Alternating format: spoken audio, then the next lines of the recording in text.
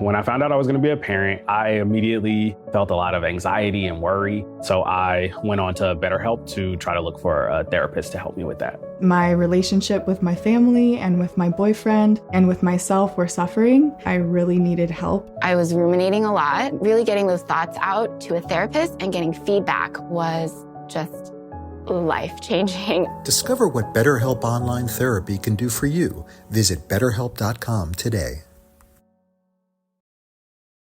For nearly a century, an abandoned retreat hidden deep within Utah's Logan Canyon has drawn ghost hunters, thrill seekers, and curious visitors from across the country. Some claim they've seen the ghost of a nun wandering silently through the trees. Others say they've heard children laughing near an empty swimming pool where no one has swum for decades. But before this became one of Utah's most famous haunted locations, it was something very different. How did a beautiful summer retreat become surrounded by stories of restless spirits? What really happened at St. Anne's Retreat? And are the legends rooted in history or something else entirely? Today, we're taking a closer look at the history, the claims, the witnesses, and the legacy of St. Anne's Retreat.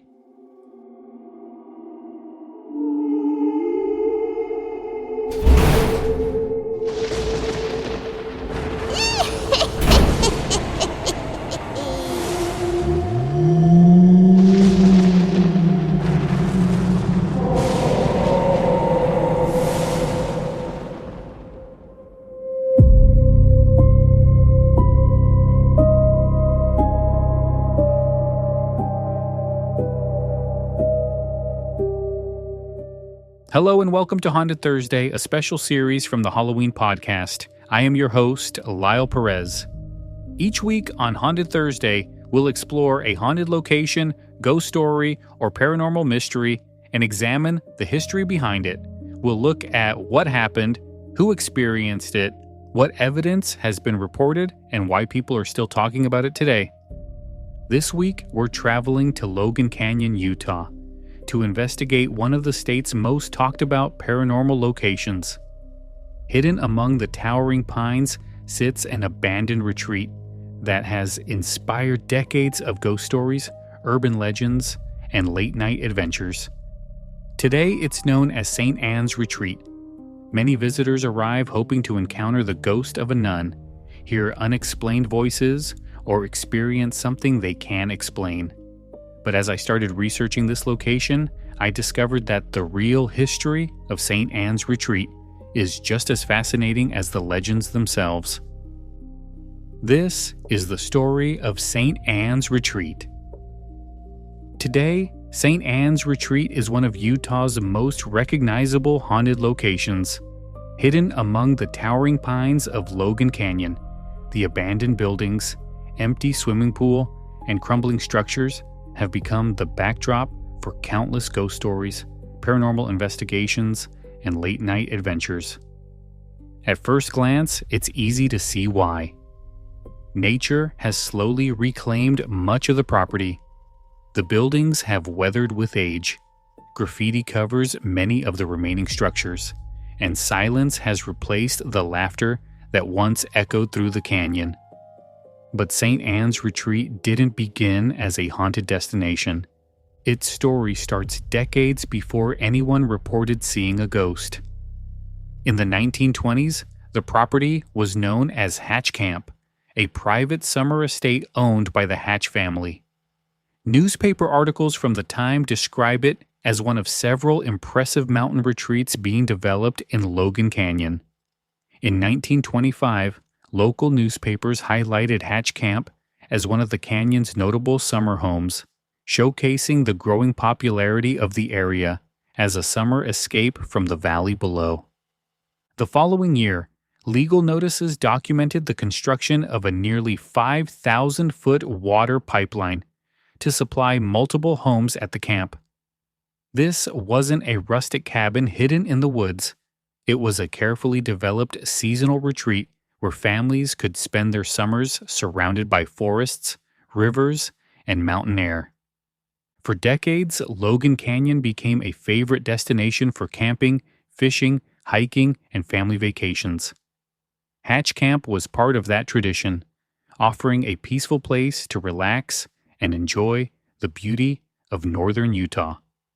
Looking through newspaper archives from the 1920s, there's no hint of ghost stories, haunted nuns, or unexplained apparitions. Instead, the picture that emerges is something far different. A place built for family gatherings, summer vacations, and happy memories. Somewhere along the way, that story changed. And that's where our investigation begins. The story of St. Anne's Retreat begins with a family, not a ghost.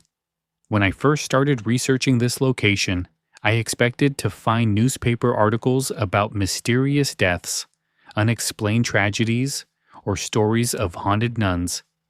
Instead, I found something completely different.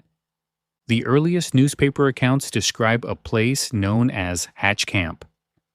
During the 1920s, the Hatch family established their summer retreat in Logan Canyon at a time when wealthy families from northern Utah were building seasonal homes to escape the summer heat. The canyon had become a popular destination for fishing, hiking, camping, and family vacations. And Hatch Camp was one of its most impressive private retreats.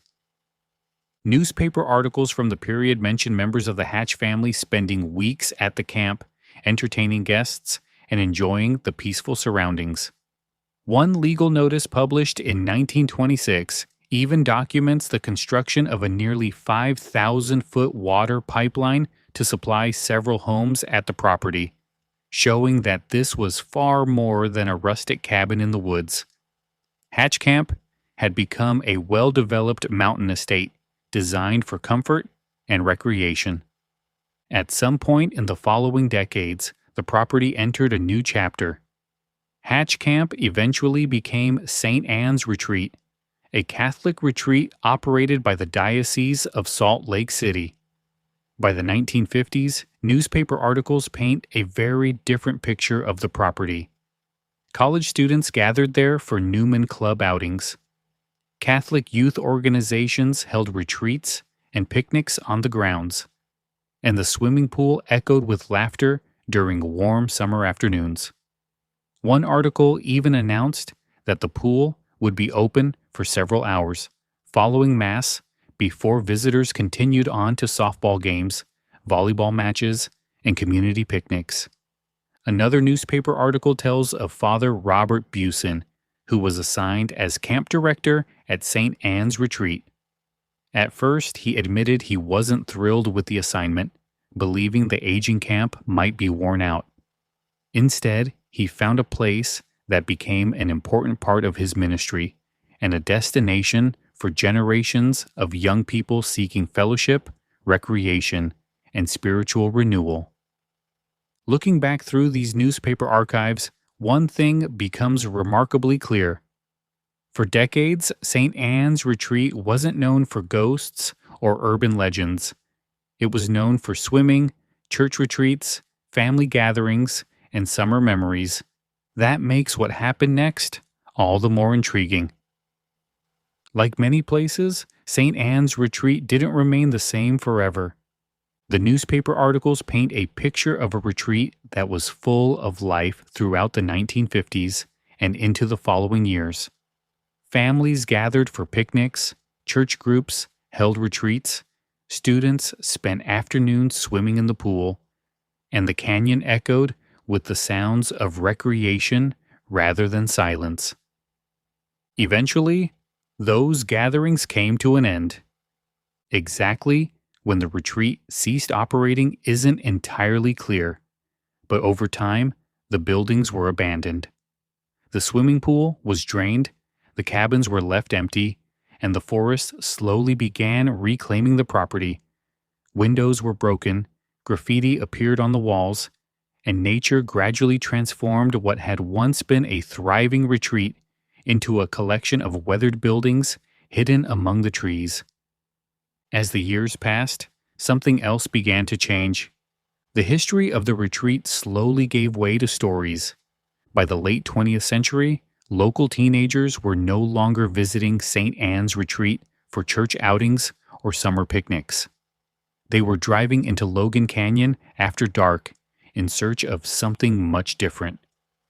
Newspaper accounts from the early 1990s described the property as a place that nearly every young person in Cache Valley had heard about growing up.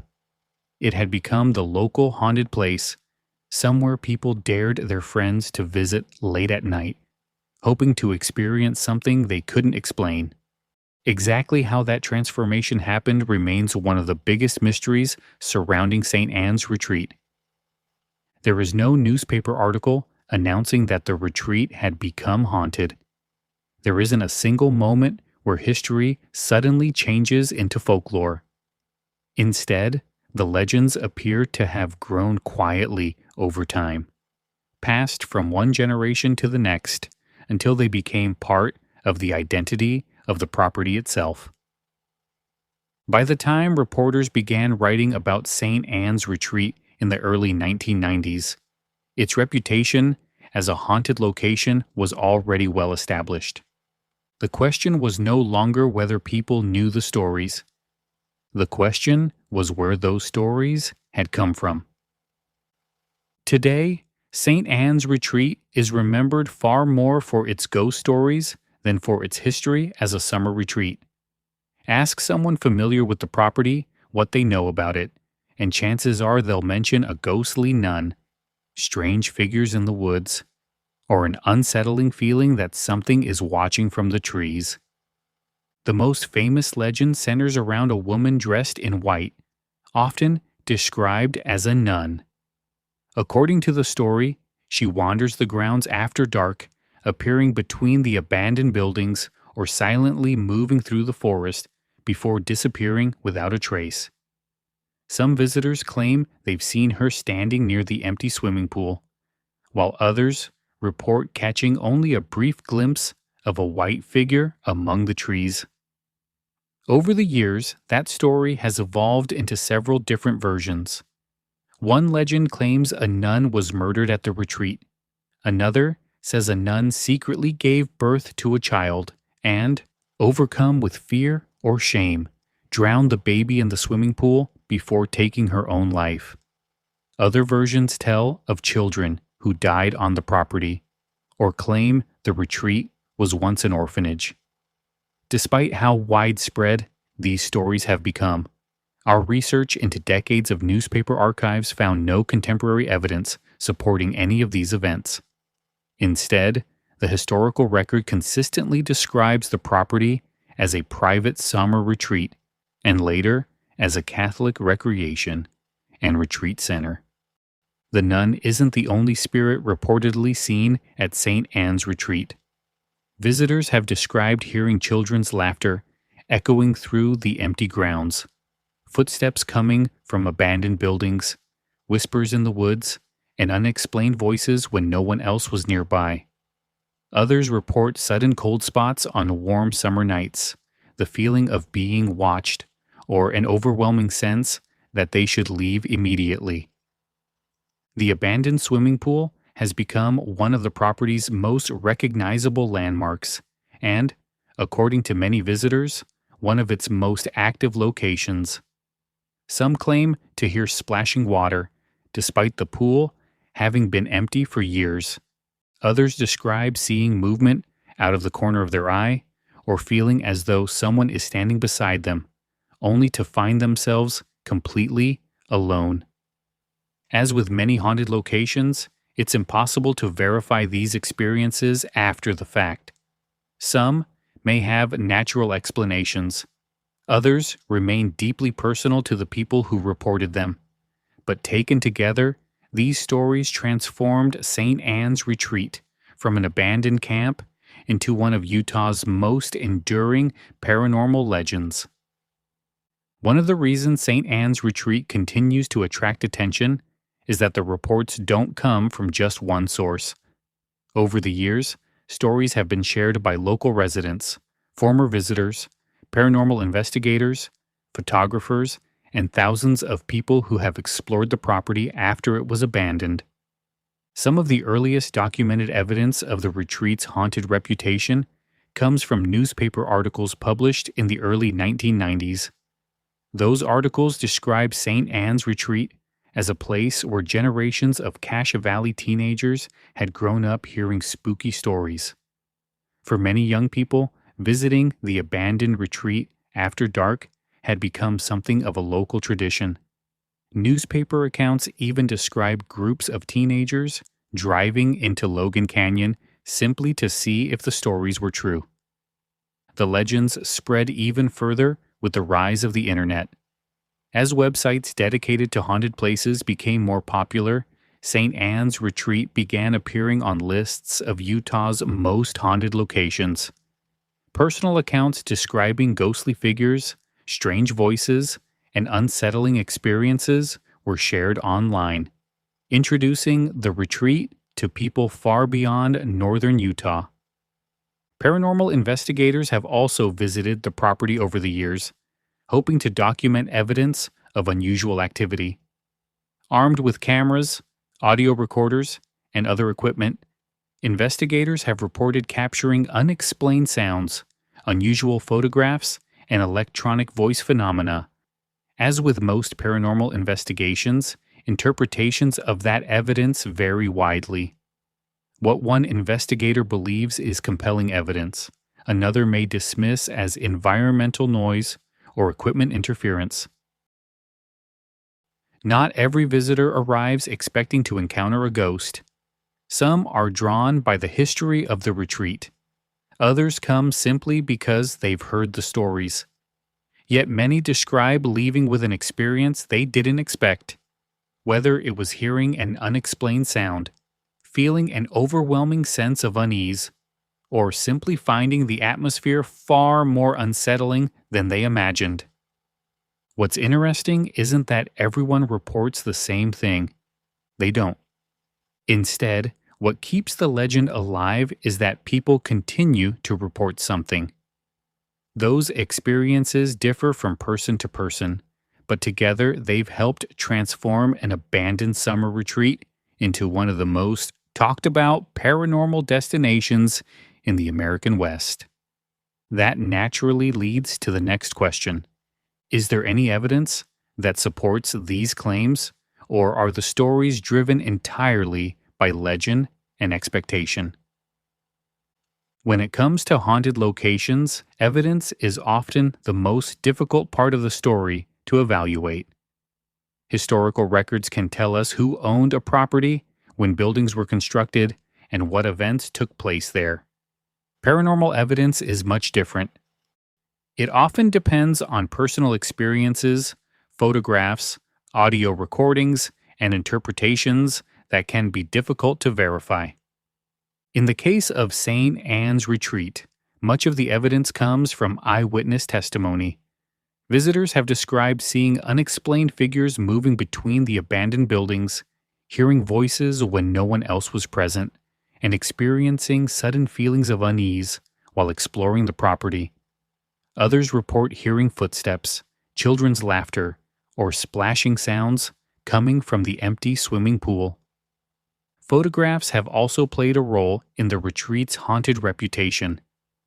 Over the years, visitors have shared images they believe show shadow figures, mysterious forms, or unexplained lights among the trees.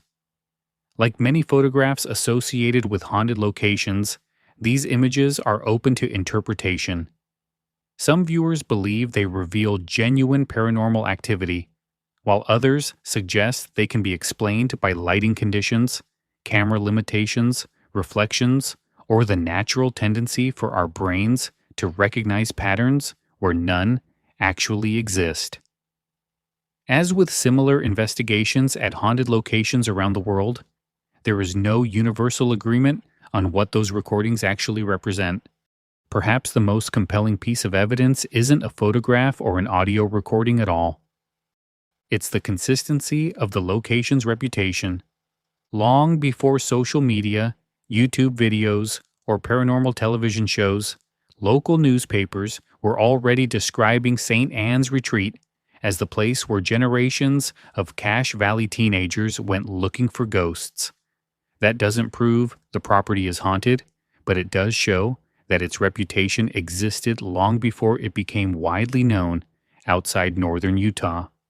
Whether those experiences point to something paranormal or simply reflect the power of a place with a powerful story is something each visitor has to decide for themselves.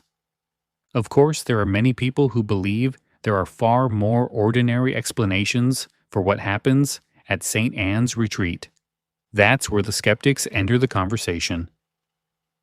Not everyone who visits St. Anne's Retreat leaves convinced they've encountered something supernatural.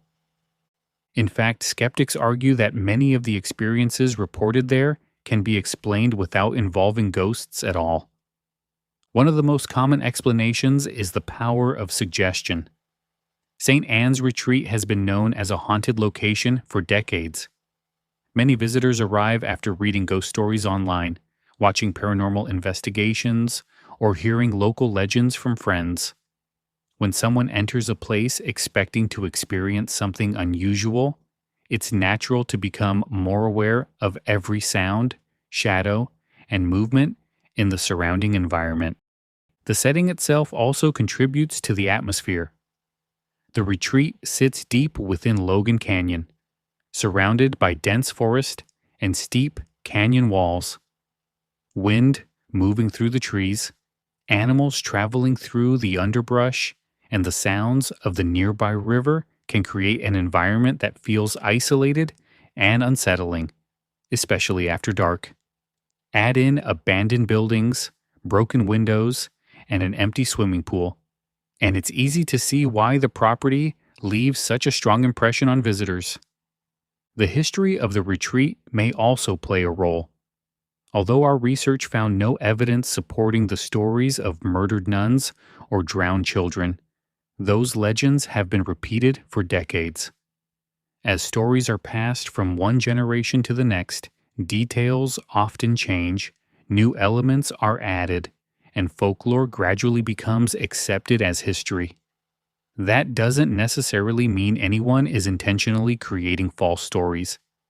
It's simply how local legends often evolve over time. Skeptics also point out that many of the photographs and recordings associated with St. Anne's Retreat have perfectly ordinary explanations.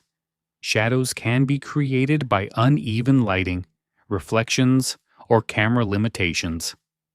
Audio recordings may capture wind, wildlife, distant traffic, or other environmental sounds that are later interpreted as voices.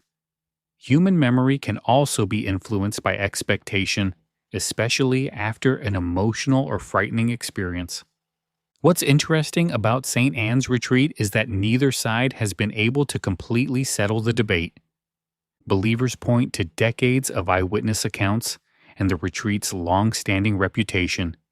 Skeptics point to psychology, folklore, and the unique atmosphere of an abandoned property hidden deep in the mountains. More than a century after Hatch Camp was first established, people are still asking the same question. Is St. Anne's Retreat genuinely haunted?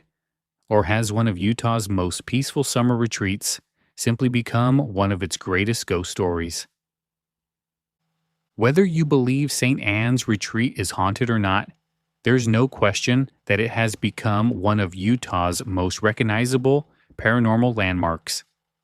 What began as Hatch Camp in the 1920s evolved into a thriving Catholic retreat where families gathered, church groups held picnics, and young people spent their summers swimming, hiking, and enjoying the beauty of Logan Canyon. Today, many people know the property for an entirely different reason. Its ghost stories have outlived its original purpose. Over the years, St. Anne's Retreat has been featured in newspaper articles, books, paranormal investigations, documentaries, YouTube videos, and countless online discussions. Its reputation continues to attract photographers, historians, ghost hunters, and curious travelers who want to see the abandoned retreat for themselves. For many visitors, Simply standing beside the empty swimming pool or walking through the weathered buildings is enough to understand why the location has captured so many imaginations. What makes St. Anne's Retreat unique is that its history and its legends seem to exist side by side. The historical record tells the story of a private summer estate that became a Catholic retreat dedicated to recreation and fellowship. The legends tell of ghostly nuns, unexplained voices, and restless spirits wandering the abandoned grounds.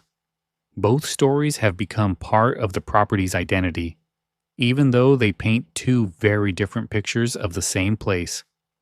Perhaps that's why St. Anne's Retreat continues to fascinate people. In recent years, the property has entered yet another chapter in its history. St. Anne's Retreat was placed on the market, reminding people that despite its legendary status, it remains a real piece of private property. The listing renewed public interest in the retreat and sparked conversations about what its future might hold. Whether it's eventually restored, preserved, or redeveloped, its history and the stories surrounding it have already secured its place in Utah folklore.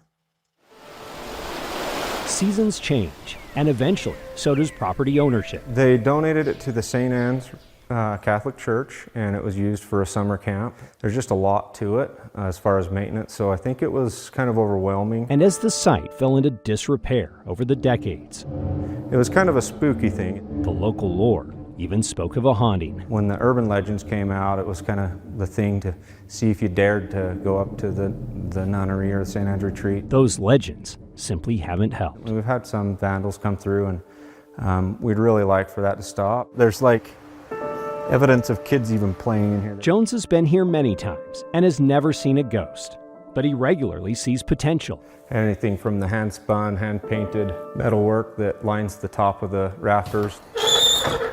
Old pictures of rooms offer a portrait of what might be possible in the years to come.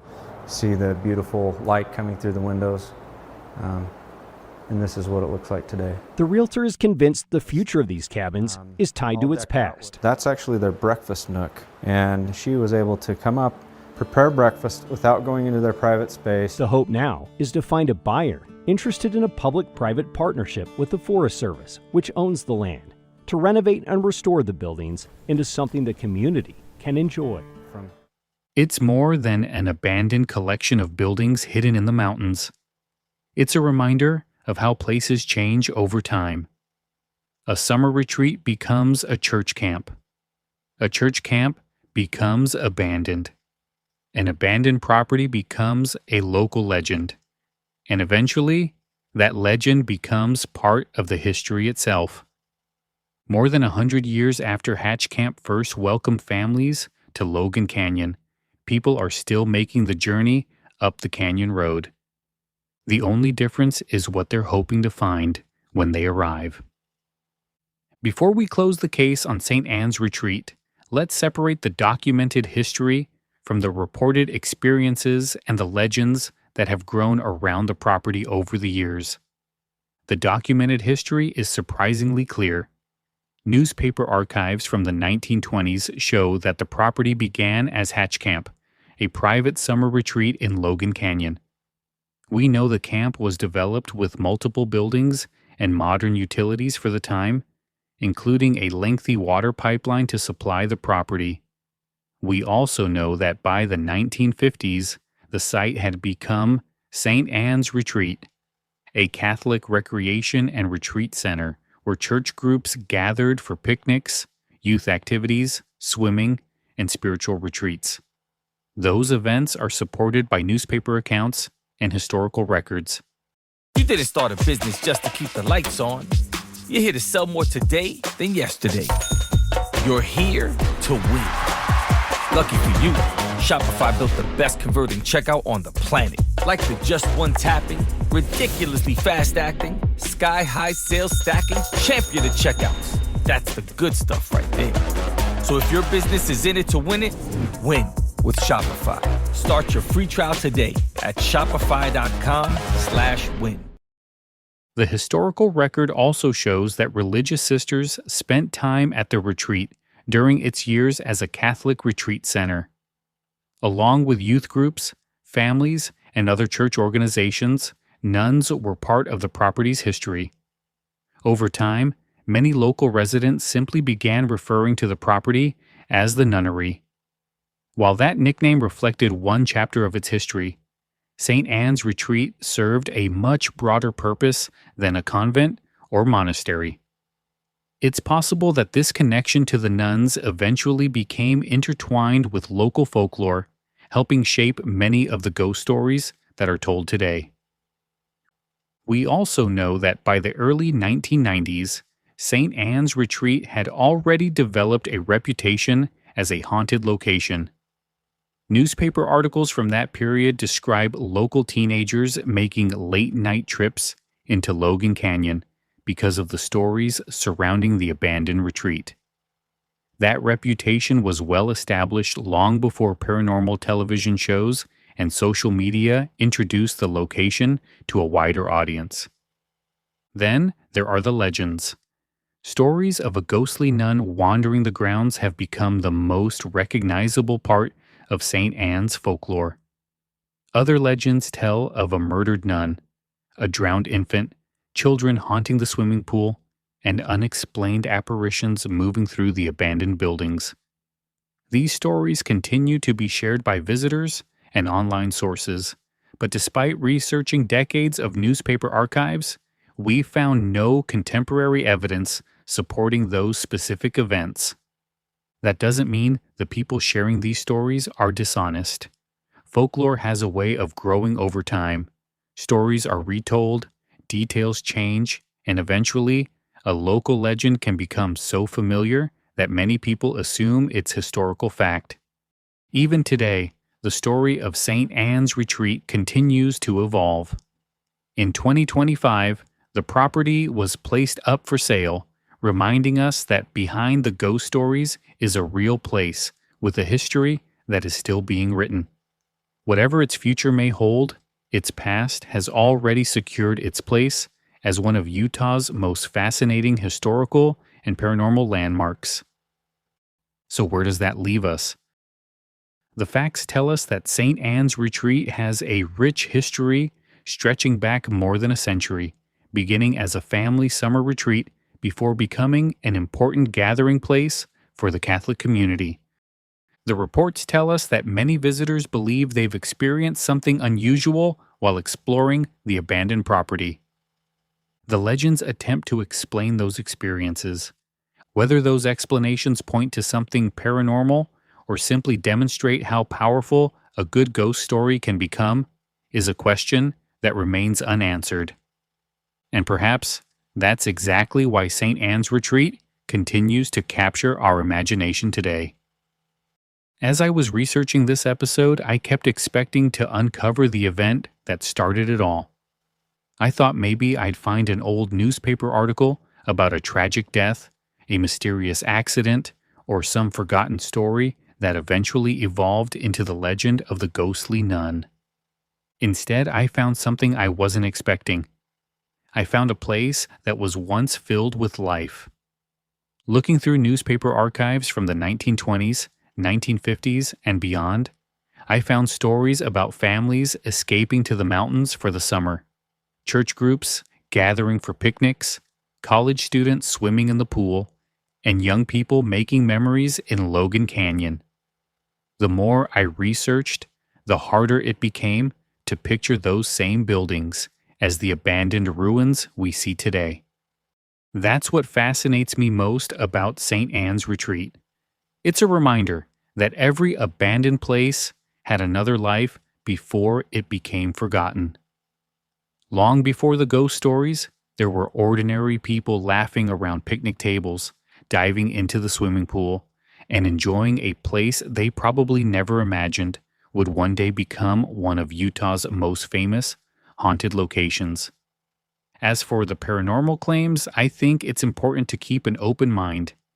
I wasn't able to find historical evidence supporting many of the stories that are repeated online today, but I also can't explain every personal experience people have reported over the years. Whether those experiences have a paranormal explanation or not is something each person has to decide for themselves. For me, the greatest mystery isn't whether St. Anne's Retreat is haunted. It's how a joyful summer retreat slowly transformed into a place known almost entirely for its ghosts. Now I'd like to hear what you think. Have you ever visited St. Anne's Retreat? Did you experience anything unusual while you were there? Maybe you've explored an abandoned location that people claimed was haunted. Maybe you've seen something you still can't explain. Or maybe you visited St. Anne's Retreat and have your own story to tell. Call the Halloween Podcast hotline and leave us a message. Tell us what happened, where it happened, and what you experienced. Your story may be featured in a future episode of Haunted Thursday. The number is 731-400-0472 or email info@thehalloweenpodcast.com. And here's this week's question. Do you think St. Anne's Retreat is genuinely haunted?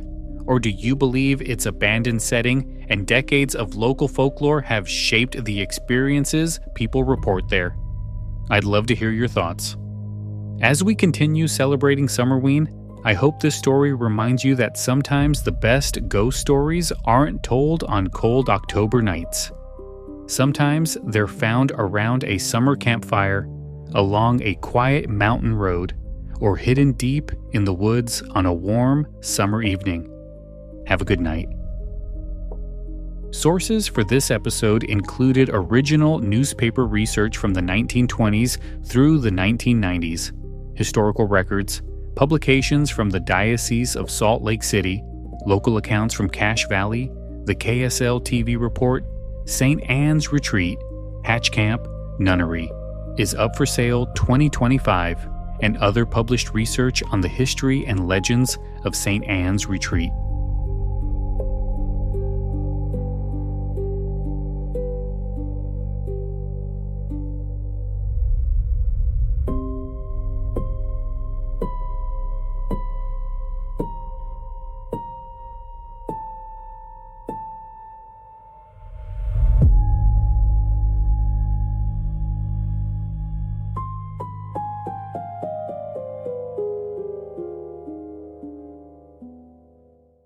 You didn't start a business just to keep the lights on.